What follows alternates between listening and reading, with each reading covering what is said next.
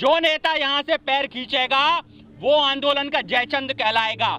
और कानून स्थगित कराना मतलब नहीं है, ये कानून वापस कराना हमारा मकसद है, क्योंकि कानून वापसी होगी तभी घर वापसी होगी। जो लोग हमें गद्दार कहते हैं उन्हें समझना होगा कि साहब, तन की हवस मन को गुनाहगार बना देती है, बाग को बीमार बना देती है, और भूखे पेटों को देशभक्ति सिखाने वालों भूख इंसान को गद्दार बना देती है, गद्दार बना देती है। आप हमसे देशभक्ति का सर्टिफिकेट ना मांगे, आप ये बताएं कि हमारी थाली में रोटी कैसे आएगी, महंगाई कैसे कम होगी, शिक्षा, स्वास्थ्य, संरक्षण और रोजगार पर बात कीजिए। राजनीति में धर्म लाइए, धर्म की राजनीति बंद कर दीजिए। 56 इंच का सीना है और गीदड़ बनकर जीना है, ये मोदी जी का काम हो गया। अब ये 56 इंच का सीना, वही बता रहा हूं, कहां गया जब चीन को लाल आंख दिखाते थे और वही राष्ट्रपति के साथ पलने में झूलते थे। अभी यहाँ पर मेट्रो प्रोजेक्ट भी चीन को ही दिया गया है, जबकि टाटा और L&T हमारे यहाँ फिट बैठते थे इस प्रोजेक्ट के लिए। और आज जब चीन इतना सा नहीं घुसा, सबने देखा होगा, पोल खुली है जो सैटेलाइट से पता पड़ा है, हजारों की संख्या में वहां पे बस्तियां बस गई हैं। तो ये कहां से आ गया, चीन इतने अंदर घुस गया। आप बिना बताए प्रोटोकॉल तोड़कर नवाज शरीफ के यहाँ जाके बिरयानी खाते हैं, उसकी माँ के पैर छू के आते हैं और हमें देशभक्ति का पाठ पढ़ाते हैं, हमें पाकिस्तान भेजने की बात करते हैं, हमें वामपंथी बताते हैं, हमें लेफ्टिस्ट बताते हैं, हमें तमाम बातें करते हैं। ये पहली सरकार है जो जनता से सवाल कर रही है, नहीं तो जनता का काम था कि वो अपने चुने हुए प्रतिनिधियों से सवाल करती। और जो राम राम करते हैं उनसे जरा पूछिए राम राज्य में लोकतंत्र क्या हुआ करता था। अगर लोकतंत्र की बात करें, जहां राजा चुना नहीं जाता था, वंशानुगत राजा होता था, और वहां भी राजा राम के टाइम में अगर कोई घंटी बजा के पूछ लेता था कि राम जी बताइए आपकी पत्नी रावण क्या रह के आई, उसका चरित्र कैसा है, तो राम जी उसके लिए भी अग्नि परीक्षा करा देते थे। इसे कहते थे लोकतंत्र, जहां पर एक निम्न तबके के व्यक्ति को भी अपने राजा से सवाल करने का अधिकार था। आज मुझे बताइए, आप भाई लोग जितने खड़े हैं, आप अपने सांसद विधायक से सवाल कर सकते हैं क्या?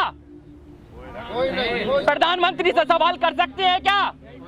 आज सवाल करने वालों को कटघरे में खड़ा करा जाता है। सरकार जो करना चाहती है हम उस मंसूबे में कायम नहीं होने देंगे। इन्होंने शाहीन बाग 2 का नाम दिया है, इसको शाहीन बाग 2 हमने नहीं कहा, ये इनकी गोदी मीडिया शाहीन बाग 2 चला रही है। इसका मतलब क्या है, आप सबको पता है शाहीन बाग में क्या हुआ था? आरएसएस के बंदे घुसे थे और पुलिस की वर्दी पहने थे और आंदोलन को बदनाम किया गया था। देखिए, जो देशभक्ति का सर्टिफिकेट बांटता था अर्णब गोस्वामी, मैं इसीलिए कहता हूं, क्या पता उनके पिताजी का नाम अच्छा था मनोरंजन, और इस मनोरंजन को जो हमारे देश में छोड़ा है, इसने हमारी देश की खुफिया एजेंसियों पे सवाल खड़ा करा है, इसने हमारे प्रधानमंत्री पे भी सवाल खड़ा कर दिया है। आज प्रश्न चिन्ह लगा है कि उसको न्यूज कैसे मिलती थी, पहले से कहां से न्यूज लीक हो रही थी। ये जो चैट सामने आ रही है, ये तो देशद्रोही निकला खुद। अब ये बताइए, जो भक्त आज पूजते थे अर्णब को, जो अर्णब के लिए प्रो अर्णब हो जाते थे, आज वो सवाल उठाने से डर रहे हैं। जब गैस की टंकी की सब्सिडी खत्म होती है तो एमएसपी पर कैसे बात कर रहे हैं? इसलिए हम एमएसपी की गारंटी चाहते हैं, हम चाहते हैं इस पे कानून बने। आज 6% एमएसपी पर माल बिक पाता है। अगर सरकार को इतनी ही किसानों से लगाव था तो प्रयास करती कि पूरा का पूरा अनाज 100% एमएसपी पर जाता, हर जगह मंडी व्यवस्थाएं दुरुस्त की जाती। कि इस कानून लाने की मंशाएं सिर्फ पूंजीपतियों को लाभ देना है। देखिए, आप बताइए, इस पर कानून लाने की जरूरत ही नहीं थी। संविधान की ताकत 26 जनवरी को दिखेगी, जहां पर गणतंत्र की जगह इस बार जनतंत्र मनेगा। देखिए, पुलिस की परमिशन नहीं देना साफ साफ बता रहा है कि कहीं ना कहीं अमित शाह का प्रेशर है, क्योंकि जिस प्रकार से गेंद बाईपास हो रही है ना, पहले सरकार सुप्रीम कोर्ट के पास गई, सुप्रीम कोर्ट ने पुलिस के पाले में डाल दी, और पुलिस किसके अंडर में है? अमित शाह जी के। तो ये अमित शाह की मंशा है, ये पुलिस की मंशा नहीं है। पुलिस तो उनके अंडर में है ना भाई, पुलिस तो वही करेगी जो अमित शाह जी कहेंगे। देखिए, सरकार तो ये भी चाहती है कि बिल पास हो जाए, बिल आए ही ना। सरकार की मंशा तो पूरी यही बनी रहती है कि किसी भी तरीके से आंदोलन खत्म हो जाए। इसीलिए तो आप देखिए ना, अभी नई बातें शुरू हो रही हैं कि हम बिल को स्थगित कर देते हैं, हम बिल को ऐसा कर देते हैं।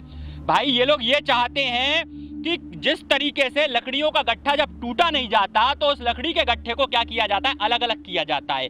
तो चाहते हैं जो 40 नेता जो प्रतिनिधि मंडल में बैठे हैं, आज किसानों की तरफ से अगुवाई कर रहे हैं, वो जाएं, अपने घर को पहुंचे और उनको किस तरीके से तोड़ा जाएगा इन 2 सालों में डिसाइड कर लेंगे। आगे ऐसा आंदोलन बढ़ेगा नहीं, इसके लिए ये पूरी तैयारी कर रहे हैं, जिसको हम होने नहीं देंगे। कॉर्पोरेट और पेट की लड़ाई, आज पेट पे जो रेट स्लिप लगाना चाहता है कॉर्पोरेट हमारे, हम वो रेट स्लिप नहीं लगने देंगे। मैं आपको बहुत बड़ी बात बता रहा हूं कि कैसे सिलसिला चला। आप देखिए कि जब नोटबंदी की गई तो जो घरों में हमारे पास कैश इन हैंड था ना, वो सारा हमने बैंकों में जमा कराया।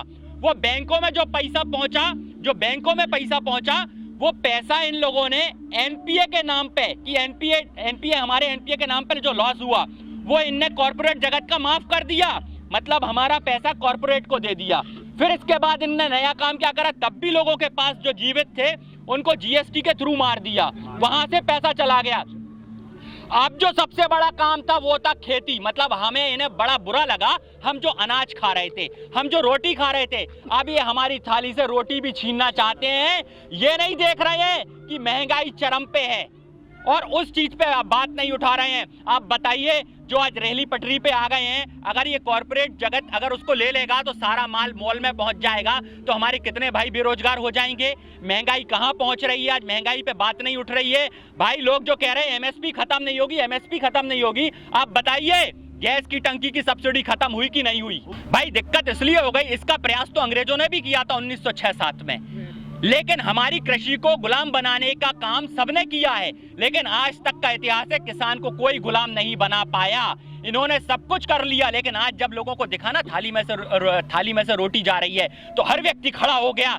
और जिस प्रकार से सरकार मार्केटिंग कर रही है ना अपनी, क्या फेयर एंड लवली लगाने वाला कभी गोरा हुआ क्या? लेकिन फेयर एंड लवली का ऐड कितना आता है, तो जो हमें दिखाया जाता है ना, हम उसकी ओर चल पड़ते हैं। तो जिस प्रकार से मीडिया इस समय दिखा रही है ना, लोग उसको हकीकत मान रहे हैं, जबकि जमीनी हकीकत कुछ और है। जो आप लोग यहाँ आ रहे हैं ना, जो देख के जा रहे हैं कि यहाँ पर आज पहली बार मैं मोदी जी की एक बात के लिए उनकी तारीफ भी करूंगा कि अगर शायद वो ये कृषि बिल नहीं लाते तो हम लोग एक परिवार में नहीं बनते, एक सूत्र में नहीं बनते।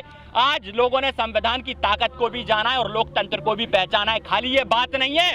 और मैं इसीलिए कहना चाह रहा हूँ कि इसे शाहीन बाग 2 का नाम मत दीजिए। मुझे पता है आपने हिंदू मुस्लिम करवाया, हम जानते हैं आपने दलित सवर्ण भी करवाया पिछले 6 सालों में। अब हम जानते हैं आप हिंदू बनाम सिख करवाना चाहते हो, हिंदू बनाम सिख अब हम होने नहीं देंगे। और मोदी जी ने बहुत लड़ा लिया, हम बार बार इसीलिए कहेंगे।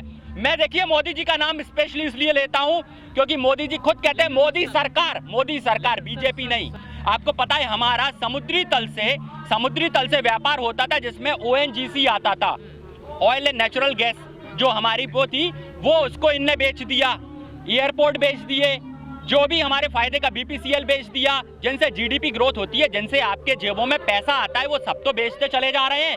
मैं तो सवाल उठा रहा हूं, जो फायदे के सौदे हैं, जो सरकार को मजबूती देते हैं, वो क्यों बेच रहे हैं? और इस बिल से भी सरकार को क्या फायदा? 1 मिनट, इससे सौदे से सरकार को कोई फायदा नहीं है, इससे निजी कंपनियों को फायदा है। सरकार को फायदा जब होता है जब सरकार की मंडियां दुरुस्त होती, सरकार को फायदा होता जब अनाज किसान मजबूत होता, इससे किसान मजबूत नहीं होगा। इसलिए बता रहा हूं, हमें भी पता है, पहले भी कॉन्ट्रैक्ट फार्मिंग जिन्हें करना थी वो करते थे, पर कानून नहीं था, मर्जी होती थी तो करते थे। जैसे कि हमें पता है गाड़ी चलाते समय हेलमेट लगाना चाहिए, एक जागरूकता अभियान भी होता है। आपने हमको हेलमेट लगाने की बात कही, हमने लगाया नहीं लगाया ये हमारी मर्जी, लेकिन अगर आप कानून लगा देते हो, आप कानून ले आते हो, तो इसका मतलब ये है कि नहीं लगाने वाले पे चालान होगा। इसका मतलब ये है कि हमें ये कॉन्ट्रैक्ट फार्मिंग करनी ही पड़ेगी और जो नहीं करेगा उस पे ऐसे ही चालान होगा। देखिए, गौरी लंकेश और अर्नब में बहुत अंतर है। गौरी लंकेश जो थे वो संविधान की ताकत को मजबूत करते थे, वो सच बात को उठाते थे, पर अर्नब जो करता था वो कबूतर खाना खोल के रखता था अपने स्टूडियो में, जहां पर वो धार्मिक लोगों को आपस में लड़ाता था।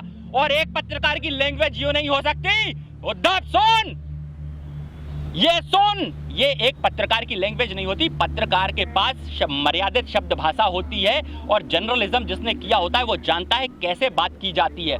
तो मैं अर्नब के विषय में इसलिए नहीं कहूंगा ज्यादा कुछ, उसे चर्चा का विषय मत बनाइए, वो देशद्रोही है, उसे जेल जाने दीजिए। वो जेल जाएगा तब लोकतंत्र की ताकत समझ में आएगी, क्योंकि ऐसे व्यक्तियों ने ही हमारी न्यायपालिकाओं पर सवाल खड़ा कर दिया है। इन्हीं ने ही अपनी चैट में कहा है कि मैं जस्टिस को खरीद लेंगे, हम जस्टिस को खरीद लेंगे। बताइए इससे बुरे दिन क्या होंगे कि हमारे देश में जहां मीडिया को मोदी मीडिया और गोदी मीडिया कहा जा रहा हो। हमारा काम है सवाल करना, उनका काम है जवाब देना। और हमारे टिकैत साहब ने कहा है ना, हम पर काट देंगे, हम पर काट देंगे। तो ये पर जो लगे हैं ना, हमने जो वोट दिए हैं उससे पर लग गए, जिससे उड़ गए, हम वो वोट देना आगे से बंद कर देंगे। भक्त लोग जो भी होते हैं, जहां भी होते हैं, वो शब्दों की चाल में फंसाते हैं, भावनाएं नहीं समझते। हमारे बक्खल उधड़ गए हैं, या 2 महीने से आंदोलन कर करके कपड़े नहीं बदले गए हैं, परेशान है हम लोग। अरे हमारे चुने लोगों के को हमने इसलिए चुना था क्या? संसद में हमें बिठा लिए कुछ समय, और आप 2 महीने आके आंदोलन करके देखिए, बक्कल खुद ब खुद उधड़ जाएंगे। कुछ लोगों ने तो उनको मठाधीश भी बहुत अच्छा बनाया था। पर भाई सन्यासी क्या होता है? जो व्यक्ति सांसारिक सुख छोड़ दे। मैं क्या कहूँ ऐसे सन्यासी के बारे में जिसको सन्यासी का धर्म नहीं पता? उसको राजसत्ता में होना चाहिए, या पहाड़ियों पे होना चाहिए, या गुफाओं में होना चाहिए। आज मैं इसके विषय में इसलिए नहीं कहूंगा, और इंडिया टुडे तो खुद, इंडिया टुडे गोदी मीडिया है, इंडिया टुडे भी गोदी मीडिया ही है। आज आप देख लीजिए, आज तक हो, एबीपी हो, या इंडिया टीवी हो, या सुधीर चौधरी का चैनल जी हिंदुस्तान हो, वो तो इतना बड़ा भक्त है कि मैं बताऊं, दो नजरिए होते हैं हर चीज को देखने के। जब आधा गिलास पानी होता है तो कुछ कहते हैं उसको भरा है, और कुछ कहते हैं आधा खाली है। जिनके मन में भरने की चाहत है वो उसको खाली बताते हैं, और जिनके मन में कोई चाहत नहीं है वो उसको भरा ही बताते हैं। जो इतना भी पॉजिटिव ना हो जाओ कि देश की जनता भूखी मरने लग जाए।